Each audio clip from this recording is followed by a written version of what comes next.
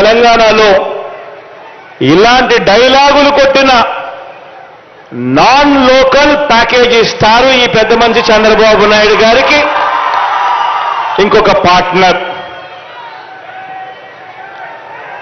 ఈ పెద్ద మనిషి ఆంధ్ర పాలకులకు చుక్కలు చూపిస్తా అని చెప్పి తెలంగాణలో డైలాగులు కొడతాడు.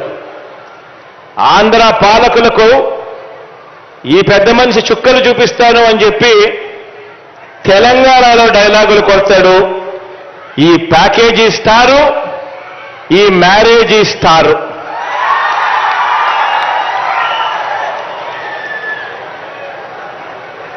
ఈ పెద్ద మనిషి పరిస్థితి, ఈ దత్తపుత్రుడి పరిస్థితి అక్కడ ఎలా ఉంది అంటే, ఆ తెలంగాణలో పోటీ పెట్టి ఇన్నిన్ని డైలాగులు ఆంధ్ర రాష్ట్రానికి వ్యతిరేకంగా కొట్టిన ఇన్నిన్ని డైలాగులకు ఆయనకు పడిన ఓట్లెన్నో తెలుసా? చివరికి అక్కడ ఇండిపెండెంట్ గా నిలబడిన చెల్లెమ్మ బర్రెనెక్కకు వచ్చిన ఓట్లు కూడా ఈ పెద్ద మనిషికి దత్తపుత్రుడికి రాలేదు.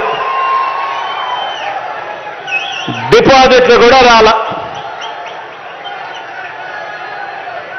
ఈ పెద్ద మనిషికి ఇతనికి మన రాష్ట్రంలో చంద్రబాబు నాయుడు గారి ప్రయోజక వర్గం ఉంది తప్ప ఆంధ్ర రాష్ట్రం మీద ప్రేమే లేదు. ఇక్కడ ఈ పెద్ద మనిషికి ఒక సొంత నియోజకవర్గం కూడా లేదు. వీరిద్దరూ కలిసి 2014 నుంచి 2019 మధ్య వీరిద్దరూ కలిసి ఎన్నికల్లోకి కలిసి వచ్చారు. కలిసి వచ్చి 2014 నుంచి 2019 మధ్య ఈ ఉద్యానం ప్రాంతానికి మంచినీరు ఇవ్వటం ఎలా అని చెప్పి కనీసం ఆలోచనైనా చేశారా అంటే అది లేదు.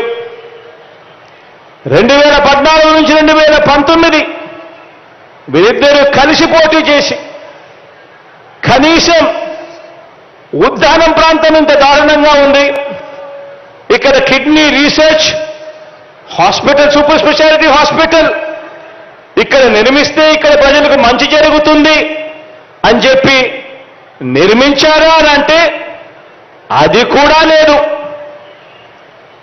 వీళ్ళు బాబు అధికారంలో ఉండగా ఉత్తరాంధ్రకు చేసిన మంచి లేదు.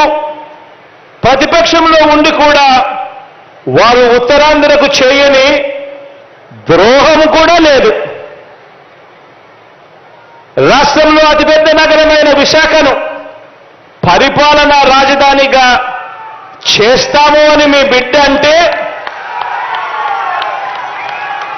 ప్రతిపక్షంలో ఉండి కూడా అడ్డుకుంటున్న దుర్మార్గం వీళ్ళిద్దరిది.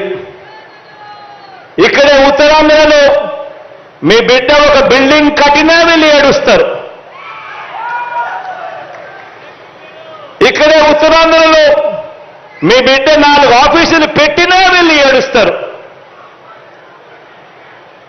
సీఎంగా నేను